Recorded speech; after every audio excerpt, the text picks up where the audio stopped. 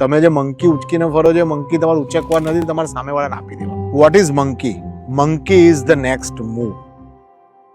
1 minute manager meets the monkey એ મારા ખ્યાલથી ડેલિગેશન પર અને મેનેજમેન્ટ એફિશિયન્સી પર લખાયેલી એક બહુ જોરદાર, બહુ ઇન્ટરેસ્ટિંગ બુક છે. આજે કોઈ બી મેનેજર કઈ કામ કરે છે તો એના માથા પર બહુ બધા મંકીઝ હોય છે. કેટલાક મંકીઝ એના પોતાના હોય છે અને કેટલાક મંકીઝ એના સબઓર્ડિનેટ્સ અથવા એના બોસ અથવા એના કલીગ્સ એને આપીને જાય છે. Monkey is the next move.